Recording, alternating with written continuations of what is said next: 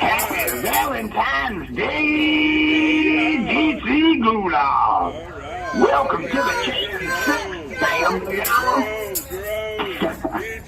My name is Jon, a.k.a. DJ Jerome. I'll be your slippity-slappity, bippity-bappity, nippity-mappity for tonight. Today is the day we remember our love for our spouses, our families, and for God up above. This great movement is special in so many ways. We love when everyone works. We love when everyone plays. God, family, country, and the values we share unite us stronger than ever when times are unfair. We are being attacked by an enemy who wants to divide. We stand strong, locking arms, because God is on our side. Amen. Oh, yeah, baby. Yeah. Oh, yeah. I am broadcasting to you live from inside a moldy box of chocolates, the DC Gulag. Happy Valentine's Day, everybody. And a special, sweet, happy Valentine's Day to my love and my life, the most precious and exciting woman I have ever met, my sweet Kelly Wild. I love you. I love you, baby. Yes, Kelly. I love you, baby. If heaven were a person, it still would not be as beautiful as you. I love you more than you know. We have a fantastic show for you tonight. We will be joined by at least one great patriot who will have you feeling higher than a Chinese spy balloon. Then at 9 p.m. we will sing the Star-Spangled Banner with more strength than Mama Mickey and her friends controlling their rage in front of Kevin McCarthy. We have not actually been in front of him. We have been in his office, though, and on the phone with his people, but we've not actually found him in the hall. But, yeah, someday. Oh, yeah. That guy is an asshole. But first, I would like to thank you all for showing up, and for those of you watching online, we love you. God bless you. Please share this live stream with every media contact and politician you can. I don't care if it's Eric Swalwell's Chinese spy balloon or the guy who sold the Grammy Awards show to Satan. It really makes a difference. Thank you. Now, I take a moment for you, ma'am, a moment to bestow a vivid and powerful woman with love and honey. She is not just our queen, she is our Valentine's Day bunny. The magical, the spectacular, the most inspirational in any vernacular, our very own Mama Mickey.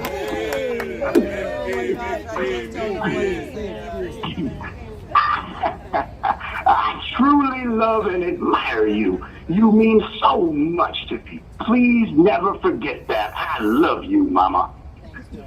Thank you. Oh, you blush. It's a little bit. Please, if anybody out there would like to support this movement, please visit 4ashley.com. That is the number 4, Ashley with an I.com. You better go there or you are a square.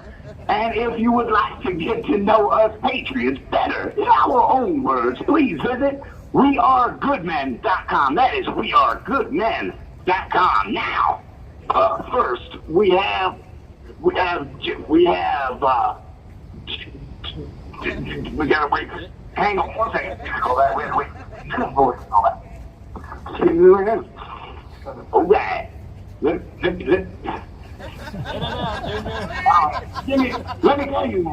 Let me call you right back. I'll be right back. Get Jeffery Sable with Jeffery Sable. All right. Thank you. All right, Jon, you are on. All right, baby. Here we go. This next guest is an amazing man and a good friend of mine. I am so proud to introduce you to Jeffery Sable. From the great state of Colorado, he's our geophysicist with attitude. He will never bore you with his platitudes. Jeffery Sable. Jeffery. Hey guys, hey, how are you guys doing up there? We're doing good. It's pretty nice out here tonight. All right, good. All right, I got some interesting stuff to go over today. So allow me to roll, because I don't know if you've heard of anything of what I have going on in here, but it needs to get out. So please listen up and pay attention if you can, and if you could, and well, let's just roll. Okay, so here we go. On February 4th, I was told that I had to talk to a correction officer, the CO, because unbeknownst to me, I apparently had a deficiency report, otherwise known as a DR. The DR had 2 charges on it.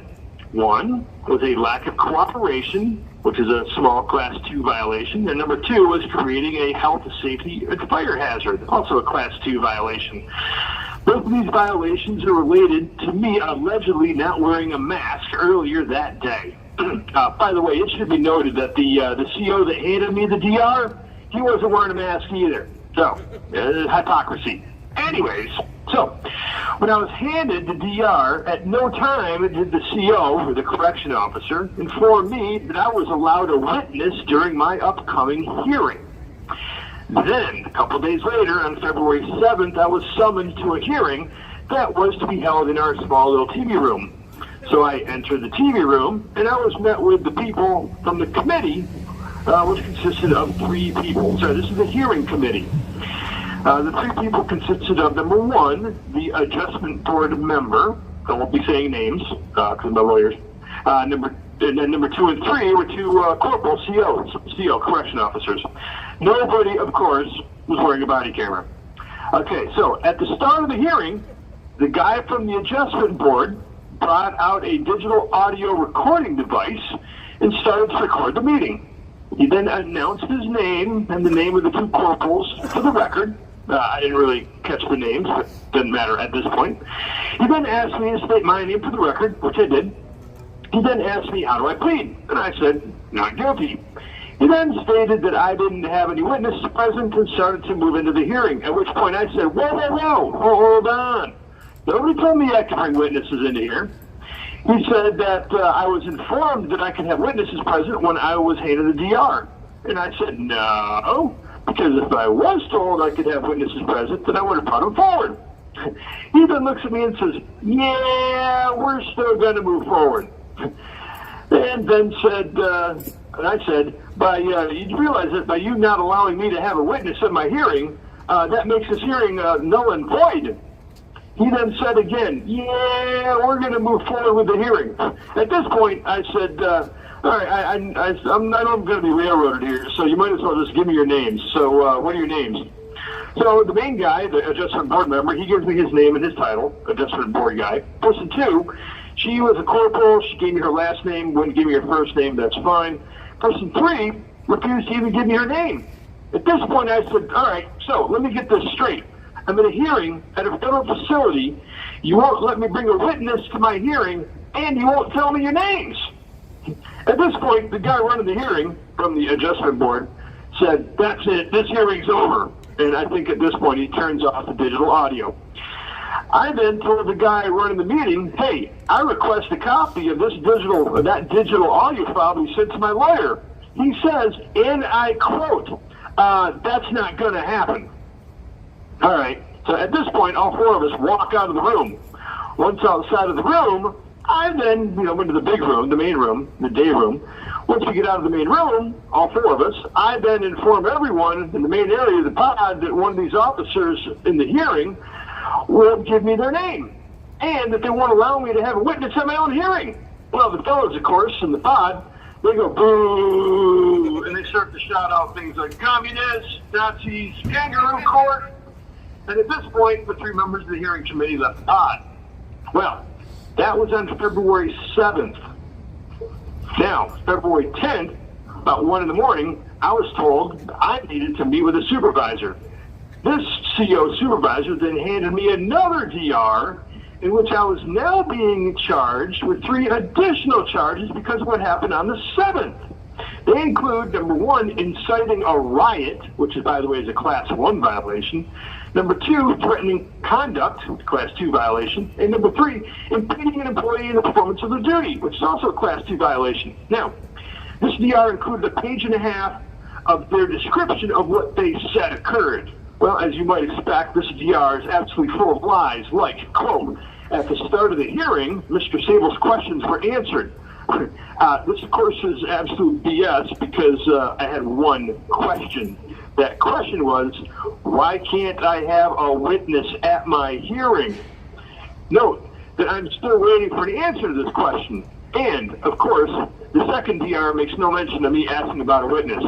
And finally, right on time and on cue, as expected, they, of course, played a race card by saying that somebody yelled the N-word.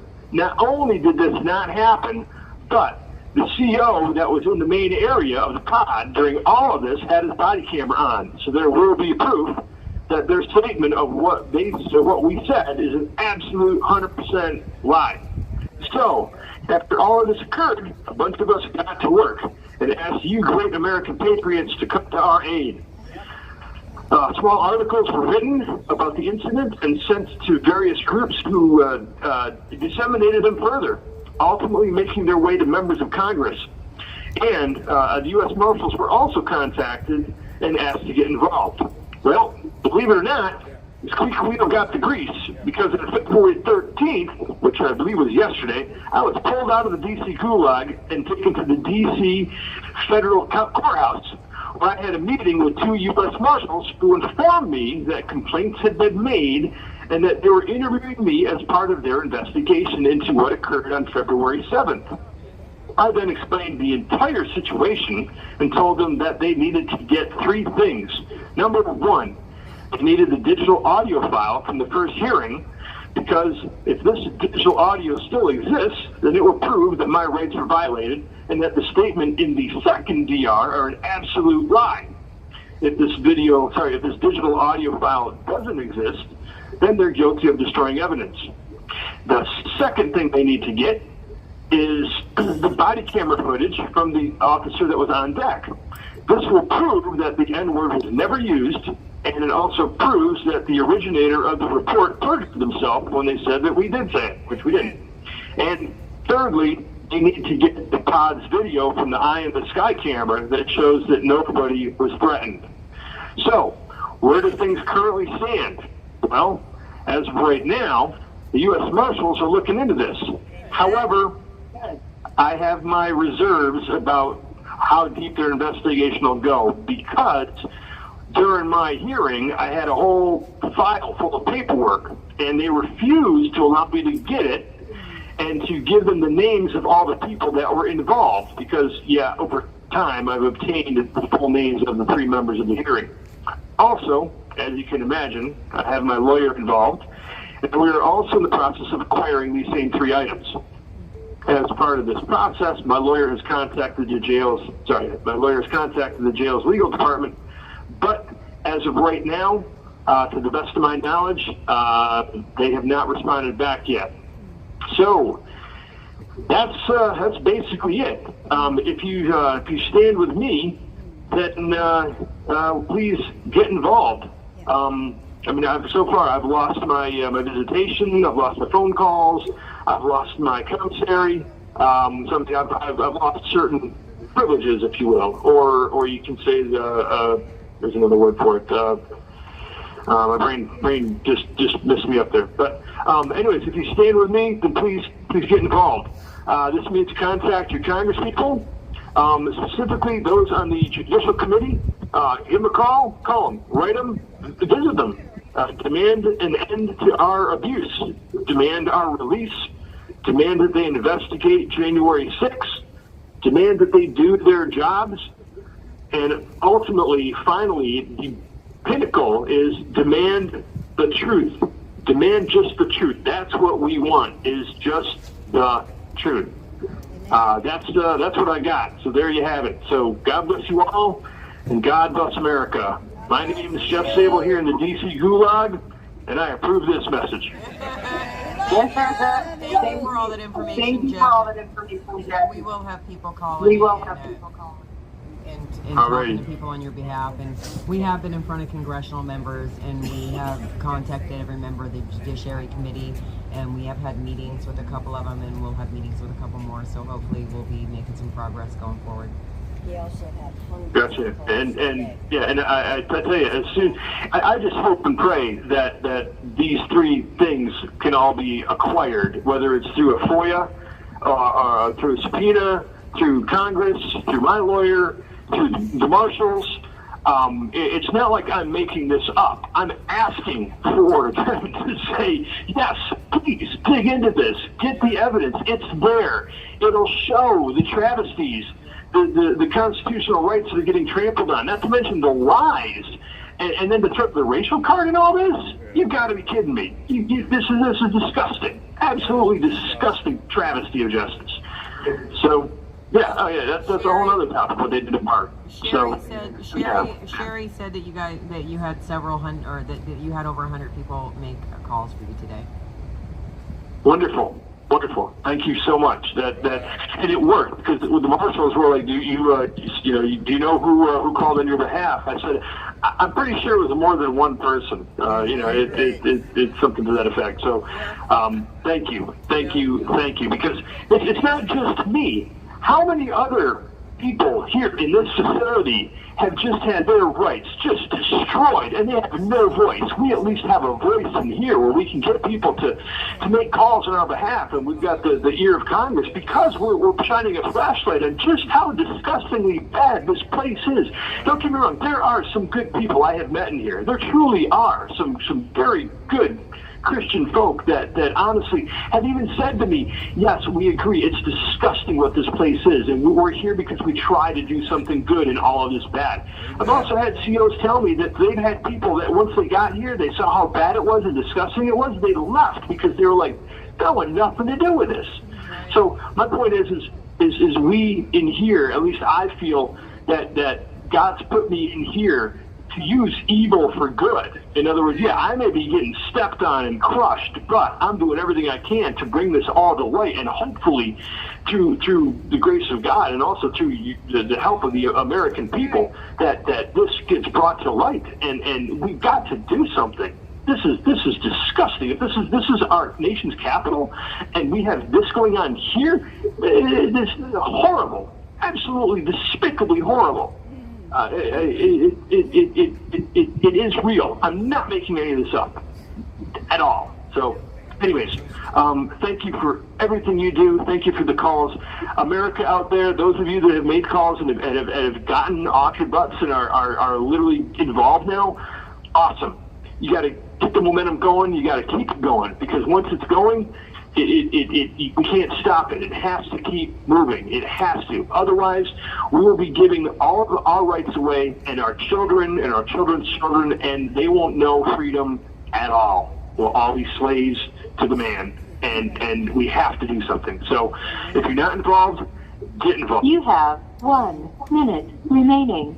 And finally, I'd like to say a very happy Valentine's Day to my lovely fiancée, Michelle, and to my kids, and to Mom, and Dad, and my family, and my sister. So, happy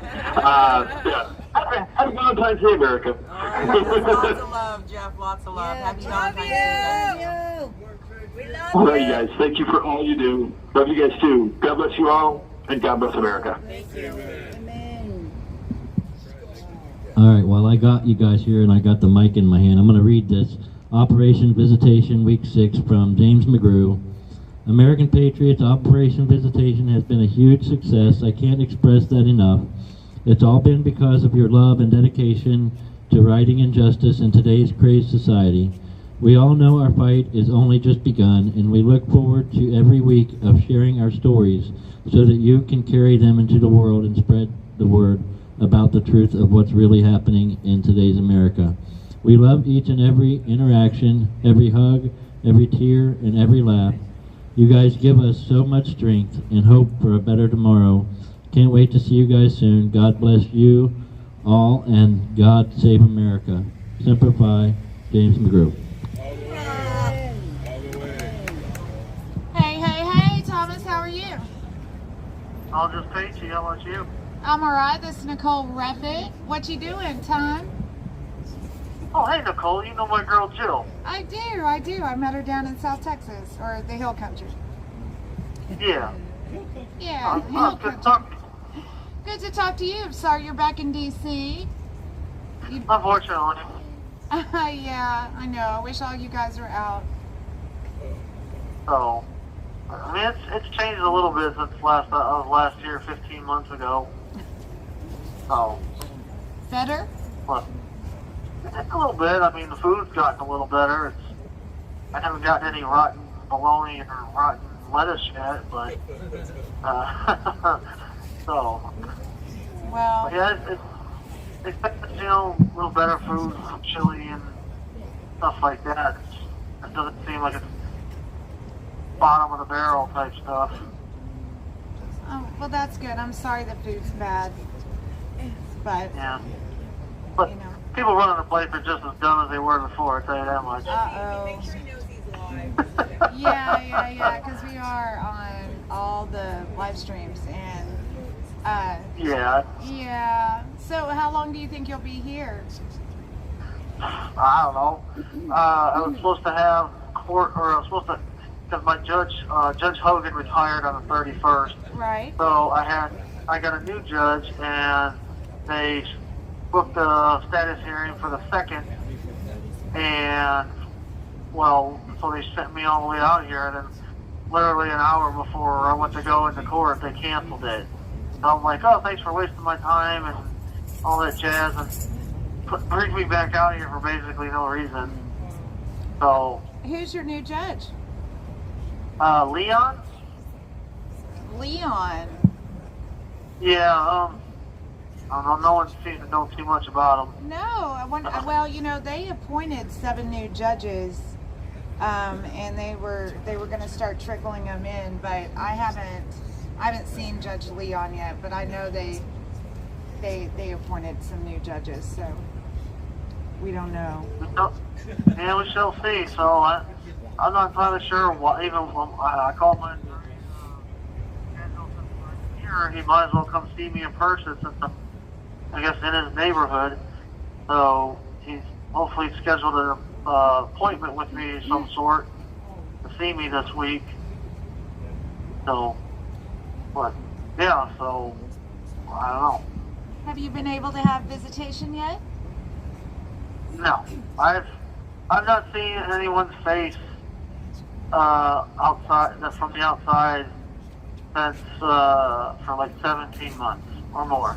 Oh, I'm so sorry. Hooked up with Operation Visitation. Yeah, are you on Operation Visitation? Thomas Ballard. I just learned about it the other day, honestly.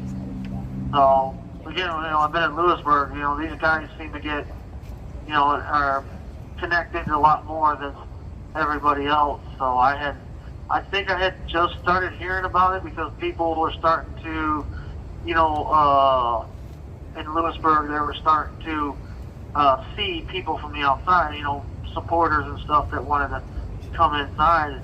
And I had sent out, visitation forms for people to fill out. And obviously then I got moved, so, I never got the opportunity. And then I filled out the visitation forms here for people, so there's a list of people that are willing to come see us during visitation. So I'll be able to see. James McGrew, him and David Valentine from Freedom Express are coordinating the Operation Visitation list.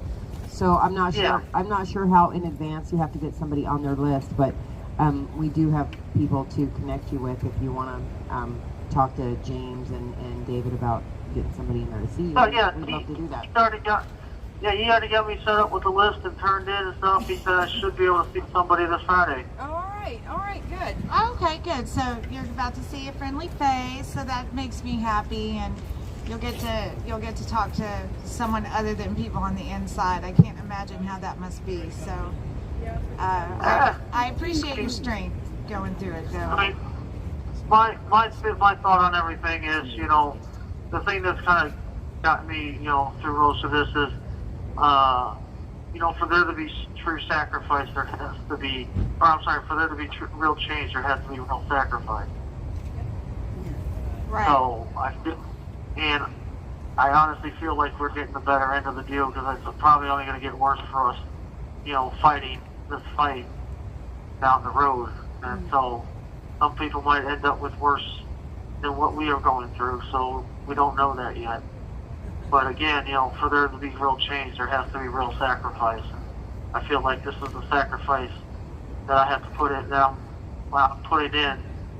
for there to be real change. Because, I mean, look at how much people have woken up to everything and all the stuff that's going on we've exposed, and the FBI is coming out, and, you know, they're being investigated now, and not just for us, but everything else. It's just, so it's a needed sacrifice, I feel. Right. Well, everything, you know, just converged on the 6th, and, you know, now it's just playing out after. And, you know, I think that we're just trying to make the best path forward that we all can. And I feel things moving in a good direction, I feel like. Yeah, so do I. And the way things are going with the new Congress and stuff, I've kind of, I believe I'm coining 2023 the year of truth. Yeah, so we had we sat in on the oversight committee for the weaponization of the American government against the United States people, and we did. They came out hitting hard, and there are people fighting for, you know, justice behind what happened on January 6th, and the continual persecution of the American people. So we have high hopes for what's going to happen. So do I. Hope these people that got into Congress and fought so hard to get in there and stand up for, you know, especially during the vote for the speaker, you know, I hope they stick to their guns like they did then and get things going. So, well, we're here to hold them accountable. We the people, you know, I think that we know at this point that if we don't hold them to their word, then the consequences are far greater. And we have amazing live streamers and people that are very active watching the live streams, and they make they're great with the calls to action, and, you know, they're very active in writing the representatives, and we're here in DC, and, you know, we're going to make sure that we're going to go to their door, and we're able to. Thank you for opening it up, because, you know, we need to be able to knock on that door and say, hello, this is we the people, and we don't like this. Yeah, we were the spark that started the fire. Okay. Yeah, stop it. Okay. Yeah, well, that's what they said about Guy Wesley. He was the match that lit the fire. She's got my phone. So I have a bad taste in my mouth when we talk about that. And yeah. I gotta wait till I get my phone back. I really hate that saying, but, you know, it is what it is. They use So you're all the way out in DC right now? Yeah, I've been in DC since September. Oh, okay. Down on a corner. All right. Down in the street. I've heard of, you know, how Guy's trial went and all that jazz. You know, but I didn't think you were all the way out here, so. Oh yeah, no. They're talking on it right now. My phone's being used. Every night, rain, sleet, And shower. you're watching the other one. And you know, and then we're active in the courthouses, and we're active wherever we can, you know, get the word out. We're going to try to be there and let them know that Oh wow. Jan Sixers are here and we're not going anywhere. Okay. Yeah. Right on. Thank you, Yeah, Beam, for I that didn't get to super see the chat guys on out. I heard Rumble. there's I people really outside of appreciate that. That's Lewisburg. awesome. Well, Thank you. obviously, I can't see them over like a 15, 20-foot concrete wall, but here I can kind of see them in a window waving a flag. See you guys out there waving flags and flashing lights and stuff, so I get to see you guys out there. So that's pretty nice. Yeah, you know, I mean, there are people all over the world watching and getting y'all's message out, and it's an amazing thing I that's appreciate you happened. guys' hard work. It's almost 7 months going, and you know, it's we do it because y'all are showing such grace, and if y'all can do it in there, we can do it out here. Amen. All the way. Yeah, again, I appreciate it. And I appreciate everybody's, mail that they get. I try to write them back. And I mean, the one good thing here compared to Lewisburg is I actually get the real letter. I don't get a Xerox copy of everybody's mail they send me. I get the actual letter, the original copy. So it's nice. Because That's nice. Lewisburg's BOP, right? Really? Yeah, it is. No, it is BOP. It's Yeah. federal. Yeah, I thought so. That's why it's Xerox, and you only get the 15-minute call a day, and Well, you only get 500 free minutes a month. Use them or lose them. You can't buy any more. right. Well, yeah, that was a big adjustment for Guy to get used to, because he came from here where he could call, all day, and then you get over in a facility like that, and you get one 15-minute call. Really is what it averages out to a day. Yeah, then you get like maybe 2 or 3 extra calls on top of that. So yeah, I did the calculation too. So yeah, some people it doesn't work for. Some people it does. I mean, I was able to manage. But anyways, yeah, I don't know. Like I said, I know I'll more likely be. I got another year and a half at least before I get out. Depending on if I go to trial or not. I'm still up in the air with that. Because they're trying to give me 4.5 years. I mean, it's not much compared to some of the other guys, but still, it's more than any of us should get. Yeah, it is. So, It is, and it's tough decisions to be made.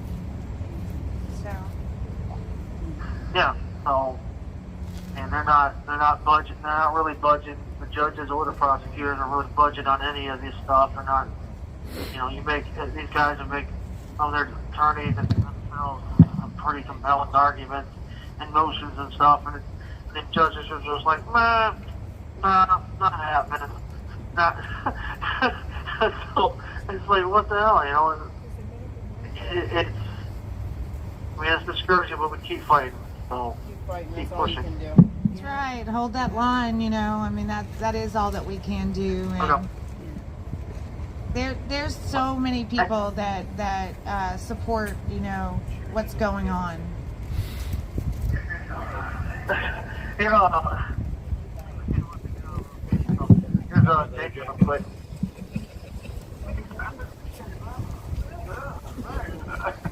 Hey guys, what's going on? This is James. Hey, James. Hey, I had Ballard call you guys, and I was like, hey, Ballard, send me a little bit of the phone call. I look over, it's 13 and a half minutes later. Nah, it's cool, brother. Nah, he hardly ever gets on the phone. I'm glad he got on to talk to you guys. That's awesome. Me too. This is James. Yeah, James. So I wanted to James McGrew. I just wanted I want to thank everybody again for the participating in the Operation Chase Christmas Jubilee. I'm starting to get some really beautiful letters back from people or messages back from people saying that they're receiving their gifts and what it meant to them. And I tell you what, I know a lot of times in raising awareness, a lot of us out there, and me included, it's not always the easiest thing to do. And a lot of times it feels like herding cats. But it's all well worth it, and the reward we receive and the beautiful things said in the days after a project is complete or on one of these operations is a success, For me, it's just amazing. You have 1 minute remaining. Okay, I'm gonna call right back, you guys. Okay. All right. Okay, talk to you in a minute. All right. Bye. Okay. Thanks, Ballard.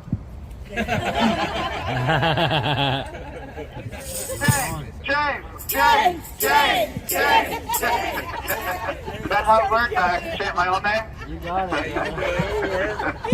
All right. Okay, so look, I guess we were talking about the Operation Christmas for Freedom Jubilee, and I wanted to, let people know out there that also this was not just me, it was not just my mom. A lot of people participated in sponsoring and meeting the commitment for our J6 families, and I'd just like to give them a quick shout out.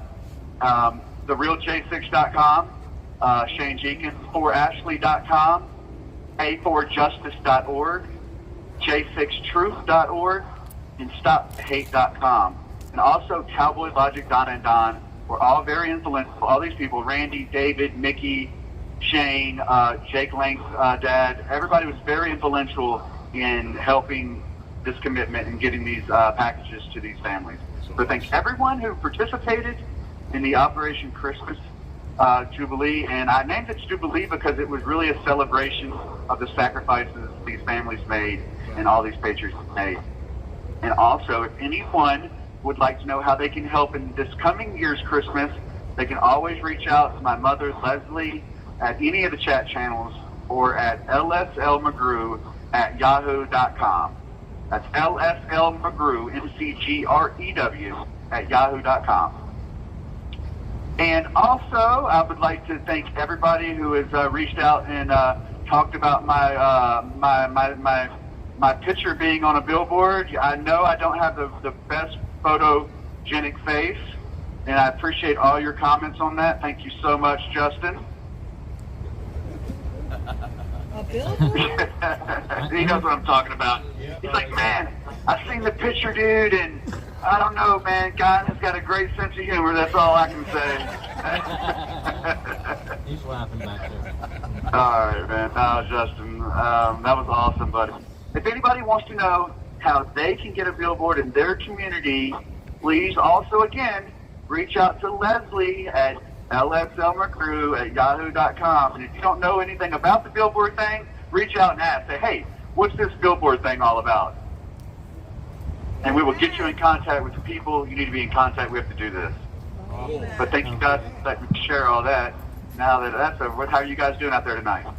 We're doing great. We got quite a crowd out here, and it's nice. It's not super cold, so we're having a good old time out here. That's awesome, brother. Yeah, it's not that cold today. But yeah, we didn't get to go outside today. They took us to the gym this morning. But they've gotten on this kick where they like to take us at like 7 o'clock in the morning, and they know everybody's asleep. Right, yeah. Obviously, that's... But I think the grass, I wonder what they've been giving us excuses like the grass is squishy. I got a group one time that I was wondering, I was asking them about why we couldn't go outside on the yard, and they said the grass is squishy. And then I got another one. Yeah, they said the grass is squishy. I don't know what that means, but the grass is squishy. I kept it. I'm off the frame that one day. Then we got another one time that said that there was toxic chemicals on the grass, and we were like, on the fence line maybe, where they were spraying the fence line, but not on the grass. But then they took us outside about a year ago. Well, we've gone out once or twice since then. I won't lie. I think twice since then. The past year we've been out twice. And they took us out and they told us we couldn't get on the grass. But it didn't make sense because the basketball court is surrounded by grass. In order to get to the basketball court, you have to cross the grass to get there. So they were like, okay, you can get on the grass, but only to cross it to get to the court. So we had a bunch of people lay down like a bridge. We walked across them to get to the basketball court. So that's how we... Yeah, they were like, y'all are too much. No, y'all are too much. This is crazy. At least you got to the basketball court, right? Yeah, at least we finally got out there. But I felt like if we stepped on the grass, it was like, remember that game where you played when you were a kid where like everything turns to lava? Yeah. It was like that. You're like, oh, lava, lava, lava. Yeah, so it was interesting. Just get to the basketball court. Well, way to figure it out. That's funny. Yeah, no, it's crazy because then we would miss the basketball goal because none of us would play basketball. And yeah, I won't lie, I'll always tell the truth. Yeah, Shane can play basketball, but the rest of us just try not to get run over by Shane playing basketball. I can see it. Yeah. He likes to throw his weight around there, and he's got a lot of weight. Let me tell you. Don't tell him I said that; he'll be no. So we're missing the basketball. So the basketball goes over the goal and goes out into the grass, and we're like, well, what do we do? And the officer's like, well, okay, we'll go get the ball out of the grass, but hurry up and run back. What the hell is going on out here? It's crazy. So yeah, I guess they have somebody who measures the grass because another grievance form. Yeah, that's their job. They measure the grass. They have another person who they wrote us back and they said the grass is over 1.5 inches tall. So I guess it has to be a certain height. And I don't know how fast the grass grows. Instead of saying it's too hot or the weather's too nice, we don't want to be outside in the sun, they always give us some kind of crazy excuse to why we can't go out there. Yeah. But, Assholes. what do we do? Yeah, that's what we have. That's what we got going on around here. Try to get some sunlight so we don't all turn translucent in here. Yeah. Yup. Can't get that little pasty. Been in jail for a while look, that's for sure. Oh, it's too late. Too late for that. You guys have seen us in visitation. We're us. We're a new color of white. We're translucent. You can almost see through us. We're all turning into the aliens because the aliens are here finally. Thank God. I just want to see the people with the signs on the roofs when I want to see land here, land here. And then we can get maybe Marjorie Taylor Greene on this, and we can get the space lasers to shoot out the sky maybe. We do have people out here that ride around with stuff on their roof that says "Let our people go." Oh, that's awesome. That's awesome. That is awesome. Yeah, the "Let our people go." That's there was it was Hung Cow. Yeah, the representative here in D.C. that he. Yeah. His slogan was "My Congressman is hung." I know. And I saw the hung it was one from D.C. I think it was D.C. or Virginia. But he ran on that. But he also, in his commercials, he was always saying it was the J6 videos when he played. He said that free my people. J6ers are his people. So that was awesome that he ran on that. He almost won, but barely lost in a very tight race. To a Democrat, of course, in this area. But it was a very tight race. It really was. Because people are starting to know. A lot more and more people are starting to know. Yeah.